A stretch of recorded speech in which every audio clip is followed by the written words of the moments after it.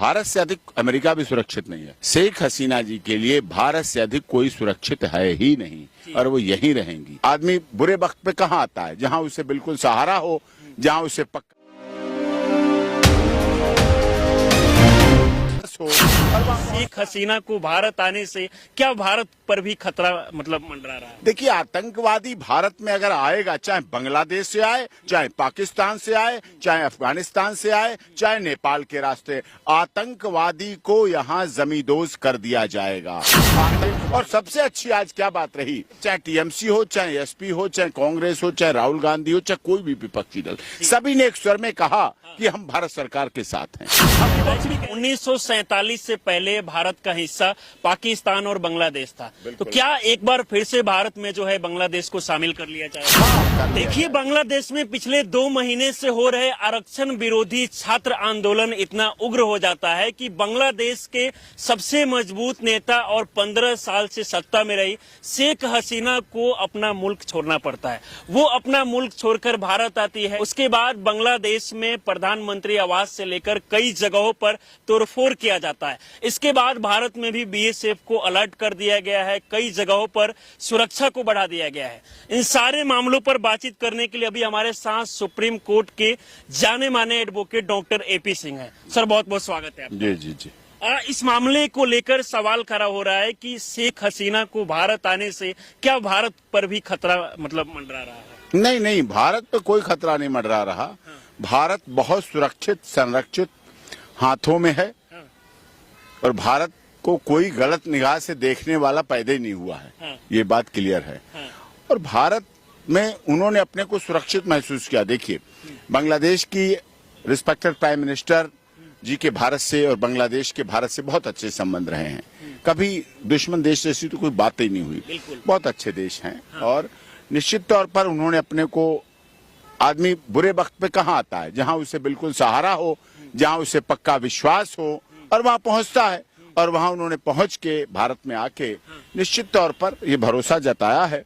और भारत भी आज लोकसभा में 3:30 बजे विदेश मंत्री एस जयशंकर जी इस पर विचार रखेंगे। और सबसे अच्छी आज क्या बात रही, जो सर्वदलीय बैठक की माननीय प्रधानमंत्री जी ने, उसमें चाहे टीएमसी हो, चाहे एसपी हो, चाहे कांग्रेस हो, चाहे राहुल गांधी हो, चाहे कोई भी विपक्षी दल, सभी ने एक स्वर में कहा कि हम भारत सरकार के साथ हैं। हम विपक्ष भी कह रही है कि भारत पक्ष कह रहा है, विपक्ष कह रहा है, ये बड़े गर्व की बात है। इस गर्व से बांग्लादेश और भारत में जो संबंध हैं वो बहुत अच्छे हो जाएंगे, क्योंकि विपक्ष ने भी कहा है कि हम भारत के साथ। देखिए, आतंकवादी भारत में अगर आएगा, चाहे बांग्लादेश से आए, चाहे पाकिस्तान से आए, चाहे अफगानिस्तान से आए, चाहे नेपाल के रास्ते, आतंकवादी को यहाँ जमींदोज कर दिया जाएगा।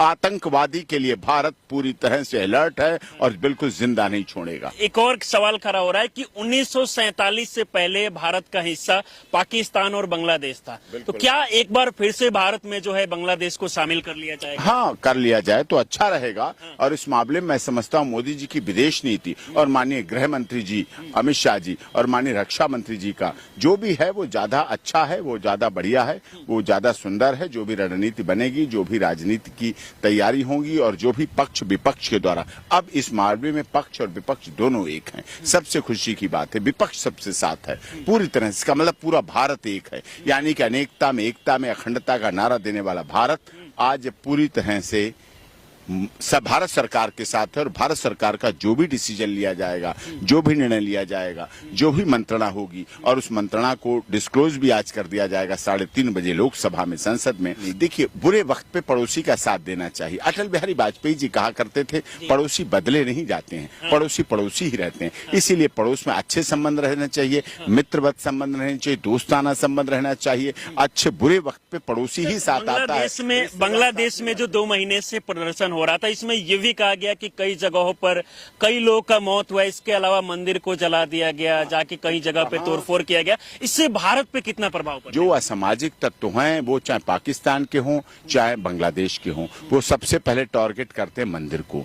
मुगल सिस्टम में ही है ये, जो अस्थिर मुगल शासक रहे, अच्छे नहीं, अस्थिर जो लोग रहे, उन्होंने सदैव मंदिरों को ही टारगेट किया, मंदिरों को ही निशाना बनाया, चाहे बांग्लादेश हो चाहे पाकिस्तान हो। पाकिस्तान में भी मंदिर लगातार तोड़े जा रहे हैं, बांग्लादेश में भी इस्कॉन मंदिर तोड़ दिया गया, कोलकाता वहाँ बांग्लादेश में ढाका में इस्कॉन मंदिर तोड़ दिया, और भी मंदिर तोड़े गए, बहुत बुरी तरह से हुआ है हाल वहाँ किया गया। हिंदुओं पे भी हमले हो रहे हैं, हिंदुओं की भी जान की रक्षा करनी पड़ रही है, हिंदुओं को प्राण बचाने पड़ रहे हैं।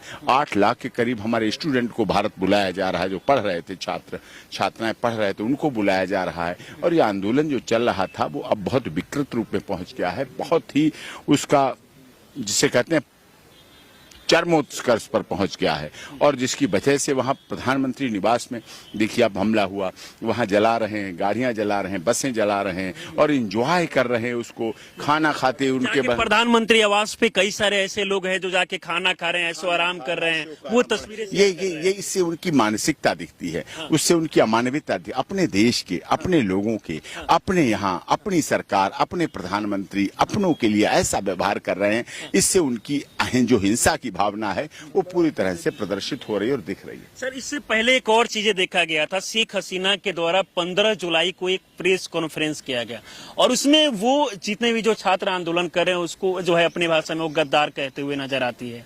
इसको लेकर भी छात्र जो है काफी भड़के हुए। नहीं, छात्र देखिए, सरकार छात्रों के लिए अच्छा कर रही है, कार्य कर रही है, निश्चित तौर पे कर रही है, लेकिन इस तरह के शब्दों से बचना चाहिए। छात्र भविष्य होते हैं, छात्र उज्जवल भविष्य होते हैं, छात्र नेतृत्व देते हैं, लीड करते हैं देश को, तो उन्हें भी थोड़ा सा समझना चाहिए। सर, भारत से बात किया जाए तो बहुत सारा ऐसा राज्य है जैसे असम, पश्चिम बंगाल जैसे अनेकों राज्य जो है वो बांग्लादेश से सटा हुआ है, तो वहां पर भारत सरकार को क्या करना चाहिए, सुरक्षा को लेकर किस तरीके से इंतजाम करना चाहिए?